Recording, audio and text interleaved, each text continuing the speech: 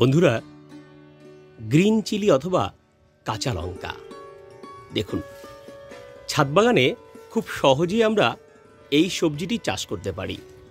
আমাদের প্রত্যেকের বাড়ির রান্নাঘরে এই সবজিটি প্রত্যেক দিন বাজার থেকে আনা হয়। আর এই কাঁচা লঙ্কার মধ্যে রয়েছে নানা রকম পুষ্টি গুণাগুণ, ভিটামিন সি থেকে শুরু করে নানা রকম অ্যান্টিঅক্সিডেন্ট রয়েছে এর মধ্যে। কাঁচা লঙ্কা নিয়মিত সেবন করলে অনেকগুলো রোগ থেকে রক্ষা পাওয়া যায়।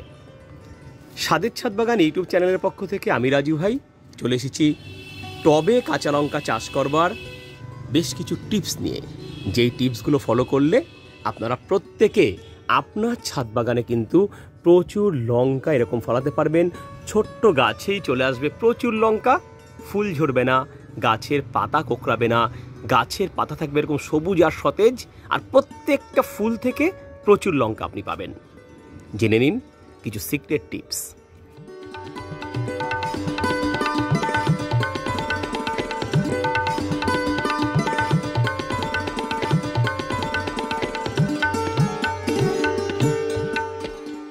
বন্ধুরা, লঙ্কা গাছে প্রচুর লঙ্কা ফলাতে আমরা কিছু সিক্রেট টিপস আজকে শিখব।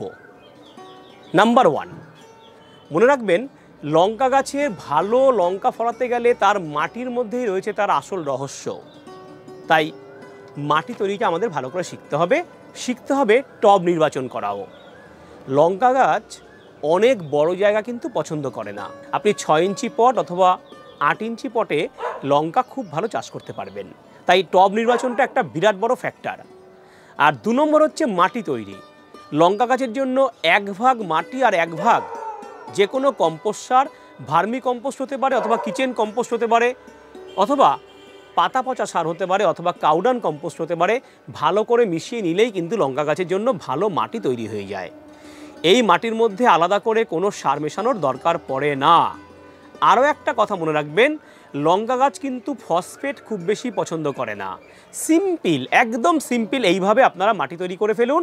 মাটি তৈরি করে এই রকম লঙ্কা গাছ ছোট্ট টবে, অর্থাৎ একেবারে 6 থেকে 10-এর মধ্যে যে কোনো টবে আপনারা লাগিয়ে ফেলুন।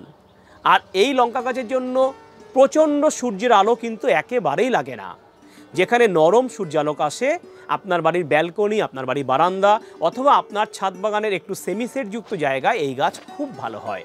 তাই প্রচণ্ড সূর্যালোকে একমাত্র শীতকালে গাছটিকে রাখবেন, গরমের সময় গাছটিকে একটু সেমিসেট এনে রাখবেন, তাহলে লঙ্কা ফলবে কিন্তু আপনার বাগানে প্রচুর। আর এটাই হচ্ছে আমার টিপস নাম্বার 1। টিপস নাম্বার 2 যেটা সবচেয়ে বেশি ইম্পর্টেন্ট, সেটা হচ্ছে এর মধ্যে কি খাবার আমরা দেব। হ্যাঁ বন্ধুরা, খাবারটা হচ্ছে সবচেয়ে বেশি ইম্পর্টেন্ট। এই খাবারটাই আপনার লঙ্কা গাছকে কিন্তু প্রচুর লঙ্কা এনে দেবে। কি দেব আমরা সারের দোকান থেকে ইউরিয়া কিনে আনবো। মাত্র 10 থেকে 20 টাকা কেজি দরের এই ইউরিয়া সার আমরা 2 চামচ নেব। 1 চামচ পটাশ সার নেব, লাল রঙের যে পটাশটা হয় সেটা নেব 1 চামচ। আর 1 চামচ নেব আমরা ম্যাগনেসিয়াম সালফেট, অর্থাৎ এপসাম সল্ট। এই 1 চামচ এপসাম সল্ট, 1 চামচ পটাশ আর 2 চামচ ইউরিয়া সার ভালো করে মিশিয়ে সেই মিশ্রণটাকে আমরা দিয়ে দেব 10 ইঞ্চি টবে। যদি আপনি গাছটা রাখেন তাহলে পুরোটাই দিয়ে দেবো 10 ইঞ্চি টবের জন্য। আর যদি গাছটা 6 ইঞ্চি বা 8 ইঞ্চি টবে থাকে তাহলে আমরা ওখান থেকে 1 চামচ মাত্র সার আমরা প্রত্যেক 10 থেকে 15 দিনে একবার করে গাছের চারদিকে এরকম ছড়িয়ে দেব। এটা দিতে পারলেই আপনার কামাল কে দেখে বন্ধুরা। আমি কথা দিচ্ছি, আপনার ছাদ বাগানে লঙ্কা গাছে প্রচুর ব্রাঞ্চেস আসবে, প্রচুর লঙ্কা হবে। 3 নাম্বার টিপস, এই টিপসে আমরা শিখব কিভাবে আমরা প্রচুর ফুল আনবো এই গাছে। হ্যাঁ বন্ধুরা, লঙ্কা গাছে প্রচুর ফুল আনতে গেলে আপনাকে একটা বিশেষ মাইক্রোনিউট্রিয়েন্ট ইউজ করতে হবে। বায়োভিটা এক্স অথবা মোবোমিন, যে কোনো একটা মাইক্রোনিউট্রিয়েন্ট কিনে নিন। বায়োভিটা এক্সের দাম অত্যন্ত কম। 1 ml 1 লিটার জলে গুলে প্রত্যেক সপ্তাহে স্প্রে করুন গাছে। লঙ্কা গাছের জন্য আরও একটা প্রয়োজনীয় মাইক্রোনিউট্রিয়েন্ট যেটার মধ্যে সব কিছু রয়েছে, সেটা হচ্ছে মোবোমিন। মোবোমিন আপনারা 1.5 গ্রাম 1 লিটার জলে গুলে প্রত্যেক সপ্তাহে অথবা 10 দিনে একবার লঙ্কা গাছকে ভালো করে স্নান করিয়ে দিন। দেখবেন আপনার লঙ্কা গাছে কিন্তু প্রচুর ফুল আসবে বন্ধুরা। ফুল আসার পর কিন্তু প্রচুর লঙ্কাও আপনার হবে। শুধুমাত্র মাইক্রোনিউট্রিয়েন্ট ইউজ করে কিন্তু আমি প্রচুর লঙ্কা পাই, সারা বছর ধরে লঙ্কা পাই। তাই মাইক্রোনিউট্রিয়েন্ট আপনাকে ইউজ করতেই হবে। দুটোর মধ্যে যে কোনো একটা মাইক্রোনিউট্রিয়েন্ট বাড়িতে রাখুন। আর যারা চাইছেন আপনার বাড়ির লঙ্কা প্রচুর ঝাল হবে, প্রচুর বড় বড় লঙ্কা হবে, তাদের জন্য আরও একটা সিক্রেট টিপস দিয়ে রাখি।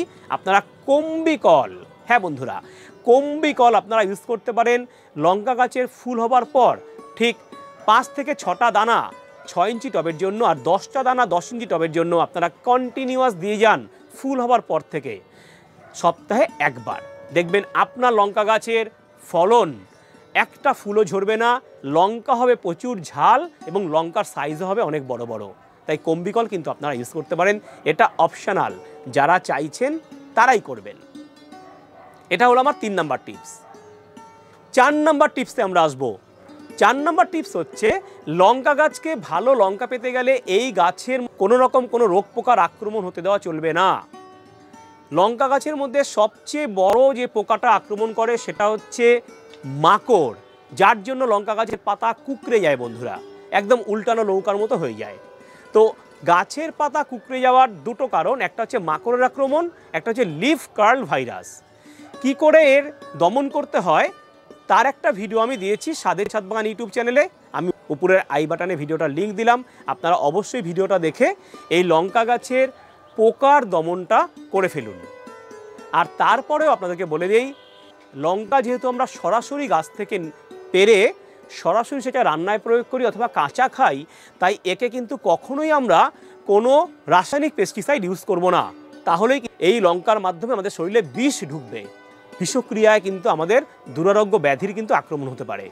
তাই লঙ্কা গাছের জন্য আমরা একদম জৈব পেস্টিসাইড ব্যবহার করব বন্ধুরা। কাকা, যেটা মাকড়কে মারতে সাহায্য করবে, আর নিম অয়েল। সপ্তাহে একদিন আপনি কাকা দিন, পরের সপ্তাহে নিম অয়েল দিন, তারপরের সপ্তাহে আবার কাকা দিন, তারপরের সপ্তাহে নিম অয়েল দিন। এভাবে 1 ml 1 লিটার জলে গুলে নিম অয়েল এবং কাকা অল্টারনেট সপ্তাহে গাছে স্প্রে করুন।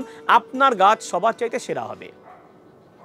যদি আপনারা এটা স্প্রে না করেন, আপনার লঙ্কা গাছে কিন্তু পাতা কুঁকড়ে যাবেই বন্ধুরা, কেউ রুখতে পারবে না। আর লঙ্কা গাছে যদি পাতা সত্যিই কুঁকড়ে গিয়ে থাকে, তাহলে যেটা আপনাকে করতে হবে, রাসায়নিক পেস্টিসাইড আপনাকে ব্যবহার করতে হবে। তবে এটা ব্যবহার করার আগে অবশ্যই আপনি গাছের লঙ্কাগুলোকে পেরে নেবেন, আস্তে আস্তে ভালো করে সব লঙ্কাগুলো গাছে থেকে পেরে নিয়ে তারপর আপনি ইন্ট্রেপিড পেস্টিসাইডটা আপনি ব্যবহার করবেন। ইন্ট্রেপিড আপনি 1 ml 1 লিটার জলে গুলে গাছের মধ্যে স্প্রে করতে পারেন। এভাবেই আপনি গাছটাকে রোগমুক্ত রাখুন। দেখুন আমার গাছে কিন্তু একটাও কোনো মাকড় বা কোনো পোকার আক্রমণ নেই, গাছের প্রত্যেকটা পাতা কিন্তু আমার সবুজ বন্ধুরা। এভাবেই আপনারা লঙ্কা গাছকে রোগমুক্ত রাখুন। আর এটাই হচ্ছে আমার 4 নাম্বার টিপস। 5 নাম্বার টিপস একটা ফাইনাল টিপস। এই ফাইনাল টিপসের মাধ্যমে আমরা কি করে প্রচুর গাছটাকে ঝাঁকড়া করব সেটা শিখব। গাছ যখন একদম ছোট্ট থাকবে, যখন আপনি নার্সারি থেকে গাছটাকে আনবেন, তখন একটাই মাত্র এরকম স্টিক থাকবে।